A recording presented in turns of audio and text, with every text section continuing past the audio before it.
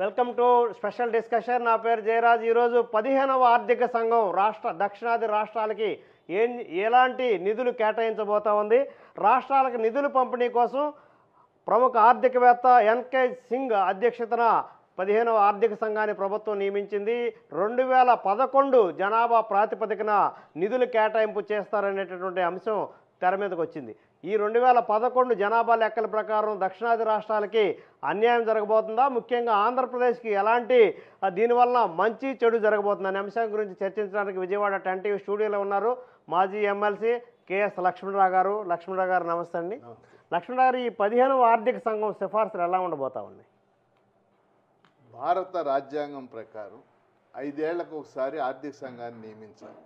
ఎందుకంటే భారతదేశం ఒక సమాఖ్య రాజ్యాంగం. సమాఖ్య రాజ్యాంగంలో కేంద్ర ప్రభుత్వం ఉంటుంది, రాష్ట్రాలు ఉంటాయి, రాష్ట్ర ప్రభుత్వాలు ఉంటాయి. మన రాజ్యాంగంలో కేంద్రానికి ఎక్కువ నిధులు వసూలు చేసుకునే అవకాశం కలగజేసింది రాజ్యాంగం. అంటే సంవత్సరానికి దాదాపు 10 లక్షల కోట్లకు పైగా కేంద్రానికి నిధులు వస్తూ ఉంటాయి. అంటే రకరకాల పన్నులు, ఉదాహరణకు మనకు తెలుసు సెంట్రల్ ఎక్సైజ్ పన్నులు, ఇన్కమ్ ట్యాక్స్, అలాగే కస్టమ్స్, ఇలాంటి పన్నులన్నీ కూడా ఉంటాయి. ఈ పన్నులన్నిటి ద్వారా సంవత్సరానికి 10 లక్షల నుంచి 15 లక్షల కోట్లు కేంద్రానికి ఆదాయం వస్తూ ఉంటుంది. అదే సమయంలో రాష్ట్రాలకు ఉన్న ఆదాయ మార్గాలు చాలా తక్కువ. అందుకని రాజ్యాంగం ఏం చేసిందంటే ఆర్టికల్ 280 ప్రకారం 5 ఏళ్లకు ఒకసారి రాష్ట్రపతి ఆర్థిక సంఘాన్ని నియమించాలి, అంటే ఫైనాన్స్ కమిషన్. ఈ ఫైనాన్స్ కమిషన్లో ఒక చైర్మన్ ఉంటారు, 4 సభ్యులు ఉంటారు. దీని ప్రధానమైన బాధ్యత ఏంటంటే distribution of resources between centre and states. కేంద్రానికి రాష్ట్రాలకి మధ్య ఈ ఆదాయ వనరుల్ని పంపిణీ చేయాలి. ఇప్పటికి భారతదేశంలో రాజ్యాంగం అమల్లోకి వచ్చాక 14 ఆర్థిక సంఘాలు ఏర్పడినాయి. 14 ఆర్థిక సంఘం చైర్మన్ వైవి రెడ్డి. మనం ఇంతకుముందు కూడా 14 ఆర్థిక సంఘం గురించి చాలా చర్చించాం. అలాగే 11వ ఆర్థిక సంఘం చైర్మన్ ఖుష్రో, 12వ ఆర్థిక సంఘం చైర్మన్ సి రంగరాజన్ మన రాష్ట్ర గవర్నర్కి చేశారు. అలా 13వ ఆర్థిక సంఘం చైర్మన్ విజయ్ కేల్కర్. ఇప్పుడు నరేంద్ర మోడీ ప్రభుత్వం సిఫార్సుల మేరకు భారత రాష్ట్రపతి ఈ సంఘాన్ని 15వ ఆర్థిక సంఘం ఎన్కే సింగ్ అధ్యక్షతన నియమించారు. ఈ సంఘం ప్రస్తుతానికి అధ్యయనం చేసి 2019లో తన నివేదికను అమలు చేస్తుంది. ఆ నివేదికలో ఉన్నటువంటి అంశాలు 2020 ఏప్రిల్ 1 నుంచి అమల్లోకి వస్తుంది. ఇది ఆర్థిక సంఘాలకు ఉన్నటువంటి నేపథ్యం. ఇప్పుడు ఇంకొక ప్రధానమైన అంశం, 2011 జనాభా ప్రాతిపదికన నిధులు పంపిణీ చేస్తే దక్షిణాది రాష్ట్రాలకి తీవ్రమైన నష్టం జరుగుద్దనే అభిప్రాయం ఉంది. అది ఎందుకు? ఈ ఉత్తరాది దక్షిణాది రాష్ట్రాల మధ్య జనాభా వ్యత్యాసం ఉండటానికి ఎందుకు కారణం ఏంటి? ఇప్పుడు మనం భారతదేశంలో సాధారణంగా వింధ్య పర్వతాల పై భాగాన ఉత్తర భాగం అంటాం, వింధ్య పర్వతాల కింద భాగాన దక్షిణ భాగం అంటాం. ఉత్తర భారతదేశంలో బీమారు స్టేట్స్ అంటారు, BIMARU, బీమారు. జాగ్రఫీలో బీమారు స్టేట్స్ అంటే BI అంటే బీహార్, MA అంటే మధ్యప్రదేశ్, R అంటే రాజస్థాన్, U అంటే ఉత్తరప్రదేశ్. అంటే బీహార్, మధ్యప్రదేశ్, రాజస్థాన్, ఉత్తరప్రదేశ్. అంటే ఉత్తరాది రాష్ట్రాల్లో ఈ 4 కీలకమైనటువంటి రాష్ట్రాలు. అలా దక్షిణాది రాష్ట్రాలు తమిళనాడు, కేరళ, కర్ణాటక, ఆంధ్రప్రదేశ్, పాండిచ్చేరి. ఇవి మనకి ఉన్నటువంటి రాష్ట్రాలు మనం అర్థం చేసుకుంటాం. ఇక్కడ ఏం జరిగిందంటే 1971, అంటే ఇండియాలో 10 ఏళ్లకు ఒకసారి జనాభా లెక్కలు జరుగుతాయి, మనందరికీ తెలుసు. 71, 81, 91, 2001, 2011, మన 2021లో జరుగుతాయి. 1971 జనాభా లెక్కల నుంచి 2011 జనాభా లెక్కల వరకు ఈ 4 దశాబ్దాలు గడిచినాయి. ఈ 4 దశాబ్దాలు మనం పరిశీలన చేస్తే ఉత్తరాది రాష్ట్రాల్లో జనాభా విపరీతంగా పెరిగింది. విపరీతంగా అంటే ఒక ముక్కలో చెప్పాలంటే దాదాపు 25%. అదే 25% 4 జనాభా లెక్కల్లో కూడా కంటిన్యూ అయింది.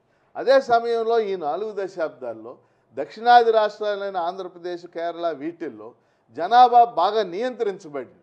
అంటే కుటుంబ నియంత్రణ పద్ధతులు అనుసరించడం కావచ్చు, లేకపోతే ఇతర అనేక ఫ్యాక్టర్స్, అక్షరాస్యత పెరగటం, చదువు పెరగటం. మనందరికీ తెలుసు చదువు అక్షరాస్యత పెరిగే కొద్దీ జనాభా తగ్గిపోతుంది. అంటే బహుశా ఎందుకు ఇలా జరిగిందంటే దీనికి ఒక చారిత్రక కారణం ఉంది. చారిత్రక కారణం ఏంటంటే ఉత్తరాది రాష్ట్రాలన్నీ కూడా బ్రిటిష్ వాళ్ళు పరిపాలించే కాలంలో రాజుల చేత పరిపాలించబడి. ఇప్పుడు రాజస్థాన్ ఉందనుకోండి, జైపూర్ మహారాజా, జోధ్పూర్ మహారాజా, గ్వాలియర్ మహారాజా, లేకపోతే ఉదయ్పూర్ మహారాజులు పరిపాలించేవాళ్ళు. కాబట్టి ఉత్తరాది రాష్ట్రాలు స్వాతంత్రం వచ్చేసరికి భూస్వామ్య వ్యవస్థ ఉండి చాలా వెనుకబడి ఉంది. దక్షిణాది రాష్ట్రాలని ఆల్మోస్ట్ బ్రిటిష్ వాళ్ళు పరిపాలించారు. బ్రిటిష్ వాళ్ళు వాళ్ళ ప్రయోజనాల కోసమైనా ఇక్కడ ప్రాజెక్టులు కట్టడం, ఇంగ్లీష్ విద్య ప్రవేశపెట్టడం, లేకపోతే రోడ్లు వేయటం, రైల్వేలు అంటే మోడర్నైజ్ చేశారు. అందువల్ల 1947లో స్వాతంత్రం వచ్చేసరికి ఉత్తరాదికి దక్షిణాదికి అభివృద్ధిలో ఒక గ్యాప్ ఉంది. న్యాయంగా ఈ 60-70 ఏళ్లలో ఈ గ్యాప్ పోవాలి. కానీ ఇప్పుడు ఏమైందంటే ఈ 40 ఏళ్లలో ఈ గ్యాప్ ఇంకా పెరిగింది. ఉత్తరాది రాష్ట్రాల్లోనేమో అక్షరాస్యత తక్కువగా ఉండటం, చదువు తక్కువగా ఉండటం, ఆధునికీకరణ తక్కువగా ఉండటంతో అక్కడ జనాభా విపరీతంగా పెరుగుతూనే ఉంది. కానీ దక్షిణాది రాష్ట్రాల్లో ఇప్పుడు కేరళ ఉంది, మీకు తెలుసు, 100% అక్షరాస్యత. అలాగే తమిళనాడులో దాదాపు 80% అక్షరాస్యత. అదే బీహార్లో ఇప్పటికి కూడా 64% అక్షరాస్యత. అందుకని అంటే మీకు ఒక చిన్న ఉదాహరణ చెప్పాలంటే బీహార్ ఉంది, 71-81 మధ్య దాని పెరుగుదల రేటు 25%, 81-91 మధ్య 24%, 91-2001 మధ్య 24%, 2001-2011 మధ్య 23%. అంటే అక్కడే ఉంది. అదే మనకి ఆంధ్రప్రదేశ్ ఉందనుకోండి, 24%, 23%, 16%, 10% పెరుగుదల రేటు. ఎంత తేడా ఉందో మీరు చూడండి. కాబట్టి ఏమైందంటే ఈ 40 ఏళ్లలో జనాభా అక్కడ విపరీతంగా పెరిగింది, ఇక్కడ జనాభా విపరీతంగా తగ్గటం వలన దక్షిణాది రాష్ట్రాలకి ఉత్తరాది రాష్ట్రాలకి జనాభా పెరుగుదల రేట్లో విపరీతమైన వ్యత్యాసం వచ్చేసి దీన్ని మనం గమనించాలి. ఇప్పుడు ఈ 15వ ఆర్థిక సంఘం సిఫార్సులు ఎలా ఉండబోతామని, దానివల్ల ఆంధ్రప్రదేశ్కి వచ్చేటువంటి నష్టం ఎలా ఉండబోతుంది? ఇప్పుడు ప్రధానమైన అంశం ఇది. ఇప్పుడు 15వ ఆర్థిక సంఘాన్ని నియమించారు, అది పని ప్రారంభించబోతుంది. దీనికి ఎన్కే సింగ్ అనే ఆయన, నరేంద్ర మోడీ ప్రభుత్వం దీని టర్మ్స్ ఆఫ్ రెఫరెన్స్ నిర్ణయించారు. అంటే అది చర్చించాల్సినటువంటి అంశం చెప్పి నిధుల కేటాయింపుకి వివిధ రాష్ట్రాలకి వీటన్నిటికి కూడా 2011 జనాభా లెక్కలను ప్రాతిపదికగా తీసుకోండి అని చెప్పింది. అంటే ఇప్పుడు 15వ ఆర్థిక సంఘం చేసిన నిర్ణయం ఏంటంటే రేపు నిధుల కేటాయింపుకి 2011 జనాభా లెక్కలు ప్రాతిపదిక చేసుకుంటామని చెప్తుంది. ఇప్పుడు ఉదాహరణకు 14వ ఆర్థిక సంఘం కూడా వాళ్ళకి తెలుసు, కానీ 14వ ఆర్థిక సంఘం 1977 జనాభా లెక్కలు ప్రాతిపదిక చేస్తుంది. వెయిటేజీ 17.5% వెయిటేజీ 1977 జనాభా లెక్కలకి ఇచ్చింది. ఇప్పుడు ఈ ఆర్థిక సంఘం ఎకాఎకిన ఇలాంటి ఏమీ లేకుండా 15వ ఆర్థిక సంఘం సిఫార్సులు ఎలా ఉండబోతా ఉన్నాయి, దీనివల్ల దక్షిణాది రాష్ట్రాలకు వచ్చేటటువంటి నష్టం ఏ మేరకు ఉంటుంది, ముఖ్యంగా ఆంధ్రప్రదేశ్ ఎలా నష్టపోబోతుంది? ఇప్పుడు 15వ ఆర్థిక సంఘంతో సమస్య ఏంటంటే వాళ్ళు 2011 జనాభా లెక్కల ఆధారంగా నిధులను కేటాయిస్తామని చెప్తున్నారు. కీలకం అంతా ఇందులోనే ఉంది. మనం ఇందాక చెప్పుకున్నట్టు ఈ రోజుకి ఏమైంది, ఉత్తరాది రాష్ట్రాల్లో జనాభా విపరీతంగా పెరిగింది, ఇక్కడేమో నియంత్రణ జరిగింది. కాబట్టి 2011 జనాభా లెక్కల ప్రకారం నిధులు కేటాయించినట్లయితే ఉత్తరాది రాష్ట్రాలకి సింహభాగం అంటే ఎక్కువ భాగం నిధులు వెళ్ళిపోతాయి, దక్షిణాది రాష్ట్రాలకు తగ్గిపోతాయి. అంటే దక్షిణాది రాష్ట్రాలు 4 రాష్ట్రాలు కలిసి సుమారు 1,00,000 కోట్లు నష్టపోతాయి. 1,00,000 కోట్లు. ఒక ఆంధ్రప్రదేశ్ ఒక్కతే ఈ 2011 జనాభా లెక్కల ప్రాతిపదిక తీసుకుంటే 34,000 కోట్లు నష్టపోతుంది.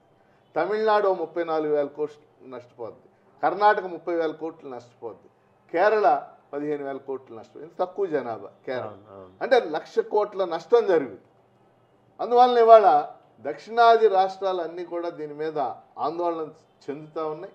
తమ నిధులు రావేమని చెప్పేసి ఆందోళన చెందుతుంది.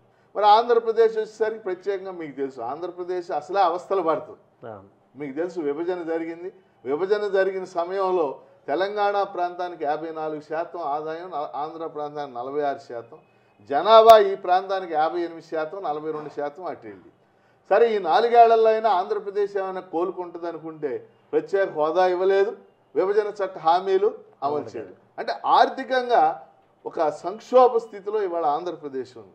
ఇలాంటి స్థితిలో 15వ ఆర్థిక సంఘం సిఫార్సులు కూడా మనకు అనుకూలంగా లేకపోయినట్లయితే ఈ రాష్ట్ర ఆర్థిక వ్యవస్థ కోలుకోవడం అనేది చాలా కష్టమైనటువంటి విషయం. అందుకని ఈరోజు జరగాల్సింది ఏంటంటే నరేంద్ర మోడీ ప్రభుత్వం కావాలని చేస్తుందా అనేది కూడా ఇప్పుడు చర్చ జరుగుతుంది. ఎందుకంటే నరేంద్ర మోడీ ప్రభుత్వానికి సీట్లకు సంబంధించి ఎక్కువ భాగం వచ్చింది ఉత్తరాది రాష్ట్రాల్లో. మనకు తెలుసు యూపీలో ఉన్న 80 సీట్లు 73 గత ఎన్నికల్లో వాళ్ళకి వచ్చినాయి. అలా బీహార్లో ఉన్న 40 సీట్లు 34 సీట్లు వచ్చింది. కానీ దక్షిణాది రాష్ట్రాల్లో వాళ్ళు ఎంత పెగుల్చుకున్నా ఇక్కడ వాళ్ళ వల్ల కావటంలా. బహుశా ఆ రాజకీయ ప్రయోజనం కోసం కూడా 15వ ఆర్థిక సంఘాన్ని ఈ విధంగా 2011 ప్రాతిపదిక పెడుతున్నారని డౌట్గా ఉంది. అందుకని ఈ రోజున 15వ ఆర్థిక సంఘం కనుక 2011 జనాభా లెక్కలు చేసుకుంటే దక్షిణాది రాష్ట్రాలకు 1,00,000 కోట్ల అన్యాయం జరుగుద్ది. ప్రత్యేకించి ఆంధ్రప్రదేశ్ 34,000 కోట్ల అన్యాయం జరిగింది. కాబట్టి ఇవాళ మనం అంతా దీన్ని అధ్యయనం చేసిన వాళ్ళంతా కూడా ఈ సిఫార్సును మనం వ్యతిరేకిస్తాం. ఇప్పుడు జరుగుతున్న ఈ వివాదంలో 2011 జనాభా ప్రాతిపదికన నిధులు కేటాయింపు చేస్తే దక్షిణాది రాష్ట్రాలకి ముఖ్యంగా ఆంధ్రప్రదేశ్ తీవ్ర నష్టం జరుగుతుందనేది మీకున్నటువంటి విశ్లేషణ. దీని నుంచి బయటపడాలంటే ఏంటి మన ముందు ఉన్నటువంటి కర్తవ్యాలు ఏంటి? ఆ 15వ ఆర్థిక సంఘానికి ఎలాంటి వినతులు విజ్ఞాపనలు చేసే ఏమన్నా అవకాశం ఉంటుందా? 15వ ఆర్థిక సంఘం చేయాల్సిన పని ఏంటంటే గతంలో లాగానే 1971 జనాభా లెక్కలను ఆధారంగా తీసుకోవాలి. కావాలి అనుకుంటే 2011 జనాభా లెక్కలకి కొంత వెయిటేజ్ ఇవ్వచ్చు. 14వ ఆర్థిక సంఘం ఏం చేసిందంటే 1971 జనాభా లెక్కలకు 17.5% వెయిటేజీ, 2011 జనాభా లెక్కలకు 10% వెయిటేజ్ ఇచ్చింది. వీడు కూడా కొంత వెయిటేజ్ ఇవ్వచ్చు. అలా కాకుండా పూర్తిగా 2011 జనాభా లెక్కలు అయితే అన్యాయం జరుగుతుంది. అందుకని మన రిక్వెస్ట్ ఏంటంటే, రిక్వెస్ట్ కాదు, డిమాండ్ ఫ్రమ్ సదరన్ స్టేట్స్, ఖచ్చితంగా 1971 జనాభా లెక్కల ఆధారంగానే ఈ కేటాయింపులు జరగాలి. అలాగే దక్షిణాది రాష్ట్రాలకి ప్రోత్సాహకాలుగా, ఎందుకంటే వీళ్ళు కుటుంబ నియంత్రణలో సక్సెస్ అయ్యారు, జనాభా కంట్రోల్లో సక్సెస్ అయ్యారు. నిజం చెప్పాలంటే వీళ్ళకి అదనంగా ప్రోత్సాహకాలు ఇవ్వాలి. మనం కుటుంబ నియంత్రణ ఆపరేషన్ జరిగేటప్పుడు మీకు గుర్తుందో లేదు, మనం చేయించుకున్న వాళ్ళకి పళ్ళెము అవన్నీ ఇచ్చేవాడు పల్లెటూళ్ళు. న్యాయంగా ఆ రకంగా సదరన్ స్టేట్స్కి వాళ్ళ ప్రోత్సాహకాలు ఇవ్వాల్సింది పోయి నిరుత్సాహపరిచే విధంగా చేస్తున్నారు. అందుకని ఖచ్చితంగా అందరి అభిప్రాయం కూడా ఇవాళ దక్షిణాది ఆర్థిక శాస్త్రవేత్తలు చాలామంది దీని మీద వ్యాసాలు రాశారు. ఖచ్చితంగా 1971 జనాభా లెక్కలను ప్రాతిపదిక తీసుకుని 2011 జనాభా లెక్కలు కొంత వెయిటేజ్ ఇస్తే సరిపోతుంది. ఇప్పుడు ఈ నెల 10వ తేదీన కేరళలో దక్షిణాది రాష్ట్రాల ఆర్థిక మంత్రుల సమావేశం జరగబోతా ఉంది. ఈ 15వ ఆర్థిక సంఘానికి సంబంధించిన అంశాలు అక్కడ చర్చించబోతున్నారు. ఏంటి అక్కడ ఎలాంటి నిర్ణయాలు తీసుకుంటే బాగుంటుంది? ఈ దక్షిణాది రాష్ట్రాలకి జరుగుతున్న అన్యాయం గురించి ఏ విధంగా బయటపడే మార్గాలు అన్వేషిస్తే బాగుంటుంది? ఏప్రిల్ 10వ తారీఖున కేరళ ఆర్థిక మంత్రి థామస్ ఐజక్, ఆయన కూడా బాగా చదువుకున్నాడు, ఆయన చొరవ తీసుకుని దక్షిణాది రాష్ట్రాల ఆర్థిక మంత్రుల సమావేశాన్ని త్రివేంద్రంలో పెడుతున్నారు. ఆ సమావేశాన్ని కేరళ ముఖ్యమంత్రి పినరాయి విజయన్ లాంఛనంగా ప్రారంభించబోతున్నారు. పూర్తి రోజు జరిగేటటువంటి ఈ సమావేశంలో ఏ విధంగా దక్షిణాది రాష్ట్రాలకు అన్యాయం జరగకుండా చూడాలనేది ప్రధానమైన చర్చ జరగబోతోంది. కాబట్టి ఈ సమావేశంలో దక్షిణాది రాష్ట్రాలు కొన్ని తీర్మానాలు చేయాల్సిన అవసరం ఉంది. మొదటి తీర్మానం 1971 జనాభా లెక్కలను ప్రాతిపదికగా తీసుకోవాలి. అలాగే దక్షిణాది రాష్ట్రాలకి ఏ విధమైనటువంటి అన్యాయం జరగకుండా ప్రోత్సాహకాలు ఇవ్వాలి. ముఖ్యంగా విద్యా ఆరోగ్య రంగాలకు ప్రోత్సాహకాలు.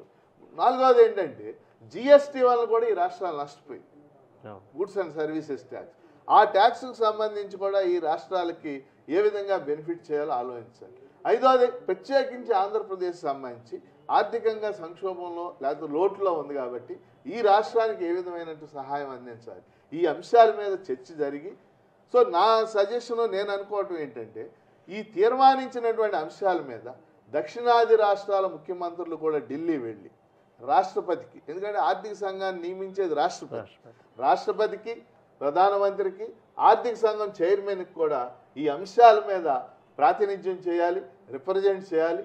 లేనప్పుడు అవసరమైతే ఈ రాష్ట్రాల ఆందోళనకు కూడా సిద్ధం కావాలి. ఆందోళన చేయడం కొత్త కాదు.